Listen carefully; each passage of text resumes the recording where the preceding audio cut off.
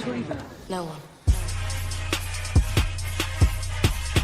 All right, what's going on, everybody? Welcome to another edition of the Gators Online Show. This is our rapid reaction edition. I'm Keith Niebuhr of Gators Online, part of the On3 Network. That is senior Gators reporter Zach Albaverdi, who is in Oxford, Mississippi. He just, from the press box, watched Florida fall to number 7, Ole Miss, 34-24 in a game that was a lot more competitive than people thought. But in the end, the result was exactly what people thought in what Zach dubbed the Lane Kiffin Bowl, because, again, Ole Miss coach Lane Kiffin is target number 1 for the Florida Gators in their search to find the replacement for Billy Napier. So all this stuff going on, Ole Miss trying to find a spot, find its way into the college football playoff, couldn't really, maybe didn't 100% need a win today, but certainly didn't want to lose and have to fight its way in and rely on other people. But just a unique setting, a unique environment around this game, a record-setting crowd at Vaught-Hemingway Stadium. Zach, just your quick takeaways, then we'll get into the nitty-gritty. Yeah, first of all, incredible atmosphere. This is my first time covering an Ole Miss game, first time being at the Grove. I understand the hype. The best tailgate scene that I've ever seen outside of a stadium. I don't think that there's anything that compares to it.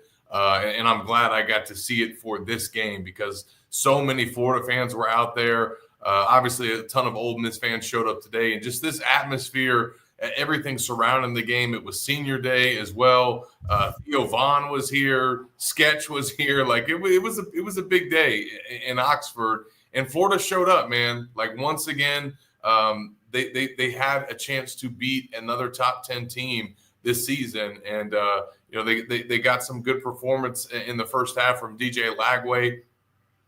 Defense made some plays when it had to. 4 stops inside the 10-yard line tonight, should I say, including 2 turnover on downs, a late one that allowed Florida to get the ball back with a little bit over 2 minutes to go, but they were at their own 3-yard line. They had their second straight 4 and out, and that was basically the end of the game. They get gashed on the ground, Keith, and it was a career day for Kewan Lacey. So, and Lane Kiffin, man, he gets his first win over Florida. Yeah, and for everybody wondering, we are going to absolutely talk about Lane Kiffin. We're just going to break down the game just a little bit. Trinidad Chambliss of Ole Miss, the starting quarterback. Yeah, very little. The starting quarterback for Ole Miss had just over 300 yards. Kewan Lacey, their running back, had 220-plus yards, a couple touchdowns. Ole Miss total over 500 yards. Florida had a good first half, Zach, offensively, over 200 yards. 24-20, scored on 4 straight possessions. I can't remember when the last time that happened, but after leading 24-20 at the break, it was that same old story in the second half that we've seen all season. How about this stat, Zach? Florida's played 9 games against FBS teams this year. So after Long Island, all 9 games since then. A grand total in 9 games, 20 offensive points for the Florida Gators in the fourth quarter of all those games. Tonight, 0. It was the difference. Barely over 100 yards. The whole second half. Barely over 100 yards total in the second half. And another stat, Zach, of Florida's 102, 103 yards in the second half, 38 came on one play, a pass from DJ Lagway to tight end Tony Livingston. If you take out that play, Florida averaged 2.7 yards per play in the second half. That just doesn't cut it. They weren't on the field much. The defense was on the field over and over and over again. Ole Miss ran over 80 plays. And at the end of the day, that was the difference. The defense just couldn't hold them forever, And the Florida offense wilted down the stretch as it's done pretty much every game this season, quite frankly. So a disheartening loss, Zach, for Florida because, again, look, they're not playing for much other than the role of spoiler. But they were right there. They, bouncing back from last week's 38-7 humiliating loss, quite frankly, at Kentucky. Worst loss to a Kentucky team by Florida since 1950. They bounced back. They look good physically. They look good up here. The focus looked there. A little bit of a rocky start, but once they got rolling, they were in this thing, Zach, and, you were there. I mean, they just a play here or there. Again, one of those situations where the plays that needed to be made, the other team made them when it counted once again. Yeah, and just unfortunate the second half opportunity that they had. They basically go 3 and out twice. I mean, it was 4 and out and then 3 and out. And then they have the interception, and then they had 2 turnovers on downs, and that was it in the second half. I mean, they really weren't able to do anything offensively after the break. And it's unfortunate because we all know that all eyes were on DJ Lagway tonight because he got benched a week ago. And there were questions about how he was going to show up in this game. And look, until really that second half, and certainly the pick that he threw in the fourth quarter, which you just cannot do. You cannot throw against your body like that, rolling on the run. That was obviously a mistake that he made. But in the first half, man, he came out, and after they had some struggles their first two possessions, you mentioned the 4 consecutive scoring drives. He hit some big passes to TJ Abrams and J. Michael Sturdivant, and it looked like DJ had kind of found his groove again. He got his first career rushing touchdown as well, so he was running the ball. And then Florida just lost it offensively in the second half, whereas Ole Miss continued to keep it going. They scored twice. Trinidad Chambliss threw for over 300 yards. And then the performance by Keywan Lacey, just incredible, man. I think everybody's got that sinking feeling after the interception. From that point on, Florida, I think, ran 7 more offensive plays. That's it. The final 9-11 of the game, 7 plays, only had about 7 or 8 total yards. Just did nothing on the final 2 series. That was it. They could have tied the game or taken the lead, and it was all downhill from there, kind of like it was all downhill about the same point in the game against Georgia. Florida has the lead in that one. Can't goes right down the field. So a lot of the same stuff. Now, obviously, the bigger story, the big story for Ole Miss is, hey, they're still alive for the college football playoff spot. They get the revenge from last year's loss in Gainesville. But Lane Kiffin, you were in his press conference after the game. He is, again, target number 1 for the Florida Gators. This is the guy that the fan base wants, by and large. This is the guy that the administration apparently wants, that the prominent donors want. What was it like today just watching him in action around the stadium and watching the Ole Miss fans?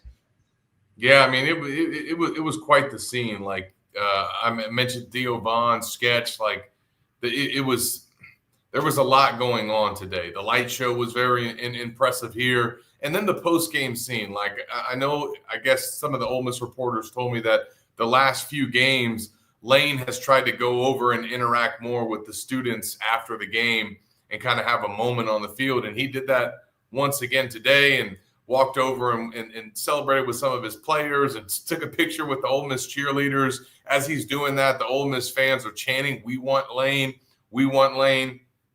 And then as he walked off the field,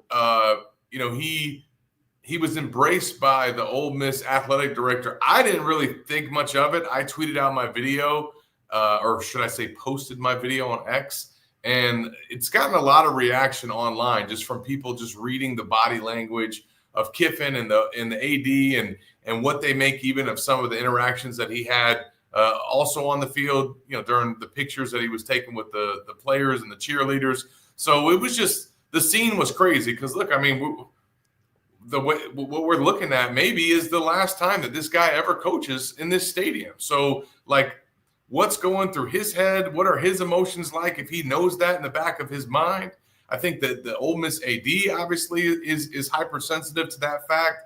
So that was fascinating in and of itself. And then I certainly was not the only Florida reporter that showed up to the press conference. A lot of media was in there. Some of the other Ole Miss local media said that this was the biggest Lane Kiffin postgame press conference that they had ever seen.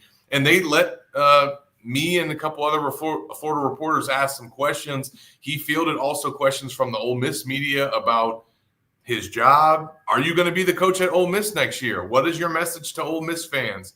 And he really didn't have any definitive answers, Keith. Like it's certainly an opportunity for him to come out and say, I'm staying at Ole Miss. I'm going to get a contract extension worked out with the AD during the bye week. Like, he had an opportunity to say something and said nothing.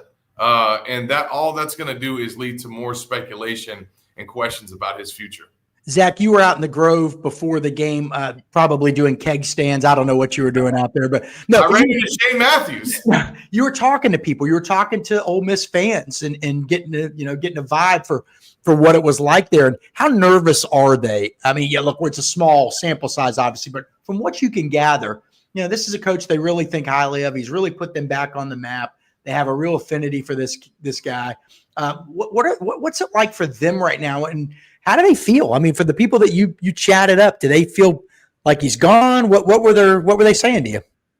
Yeah, it's interesting. I talked to a variety of people here today in Oxford, and there were really three different opinions, right? There were some that think he's staying. There were some that think that they don't know what he's going to do. And then there's a group of fans that feel like screw Florida and them trying to take our coach. And they're very upset about the whole thing.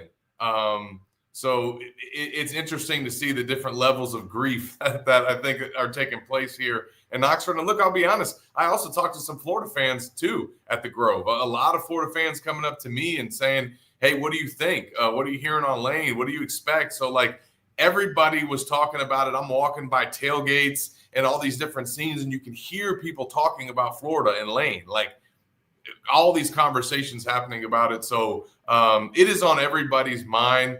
It's interesting to maybe think about, and I'm going to head out to the square here after we get done with this, to maybe see what the feeling is after this game. This was a big win for Ole Miss to be able to get to 10-1, kind of solidify that college football playoff spot, get Lane's first win over Florida, and beat a team that knocked them out of the college football playoff last year. So is all those emotions and factors, is that going to weigh into the decision at all? I don't necessarily think so. I think Lane knows what he's doing, and he's just playing it. He's just playing it close to the vest and keeping his best poker face on. We're going to keep reporting on this and share some intel that we're hearing, but it's clear that he is not trying to tip his hand right now. But the fact that he's not at least giving the Rebel Nation some reassurance, I'm sure that's not what they want to hear. Yeah, Zach, I wanted to ask you one thing. You were in that press conference with Lane Kiffin after the game. Did it ever come up? Did he talk about Florida? Because during the week, he said, I don't mean the job. I mean the players, the team, the roster. Right. During the week, he said, hey, look, this team's a lot better than you guys realize. They could beat us, yada, yada, yada. And a lot of times that's coach speak. However, they did beat Texas earlier this year, Florida, and they did beat Ole Miss last year, different Florida team playing a lot better. But, it was a more believable coming from Lane. What did he have to say? Did he say anything after the game about Florida's talent, Florida's roster, anything? What did he say? Yeah, I mean, I don't want to say he got into too much detail about that, but he did kind of harken back to his comments earlier in the week about the fact that he reminded the media that this was a Florida team that was capable of doing some of the things that it did tonight, and that DJ Lagway was the kind of quarterback that could challenge you like this. And he said it at halftime, going into the break before he went off about that hands to the face call, about his concerns with Lagway after the plays that he made in the first half. So, look, Lane, he recognizes the talent that Florida has, not just as a team this year, but as a program overall. You got to think about this, Keith, and then all the fans listening. Like, think about every time that Lane has gone against Florida, right? It was first back in 2009. They were the defending national champions. They went undefeated in that regular season, had Tim Tebow and all the stars there. The next time that he faces Florida is as the offensive coordinator at Alabama and coached against them twice in back-to-back years in the SEC championship game. Now, Alabama won both of those games, but Florida was at that level as a program the next time that he saw them. Fast forward to 2020, his first game here at Ole Miss, the season opener in the COVID season, he sees a shootout with Kyle Trask and Kyle Pitts and kind of that coming out party and what went on to be one of the better Florida teams that we've seen in recent years. And Kyle Trask was the Heisman Trophy finalist that season. And then last but not least, last year in the Swamp, Ole Miss comes in as this big favorite to go make the college football playoff, and the Gators get this huge upset.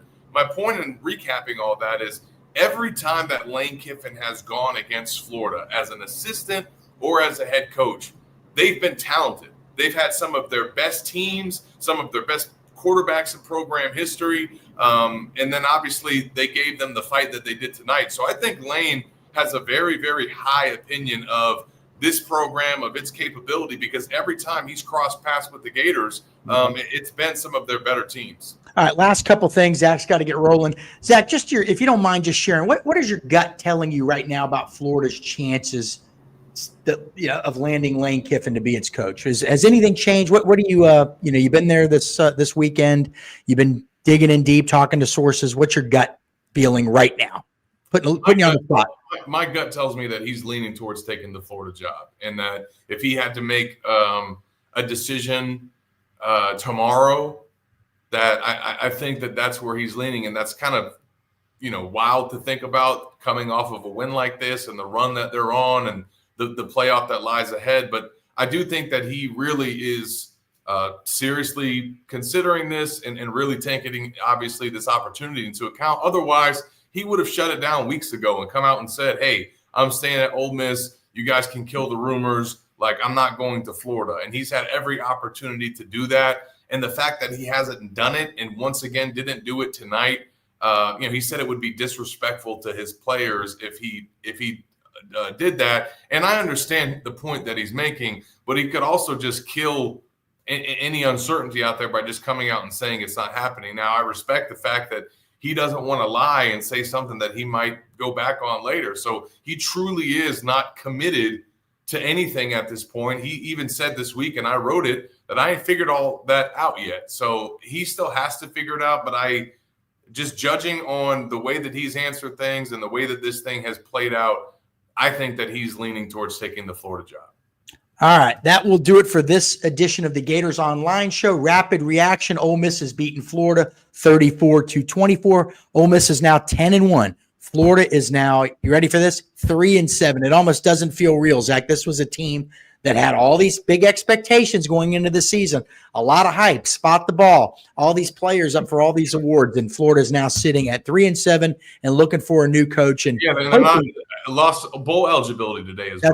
That's right. Lost bowl eligibility. So now you can ruin Tennessee's season and maybe keep FSU out of a bowl game. But not much to play for at this point. But the guys did show up tonight. We have to give them a little bit of credit because we ripped them so much last week for the weak effort at Kentucky. But again, that'll do it for this show. We appreciate everybody stopping by. Hit the like button and the subscribe button down below. Zach and I will do this again sometime in the next few days. So take care, everybody. Zach, have a safe time out in Ole Miss. All right, man. Appreciate y'all.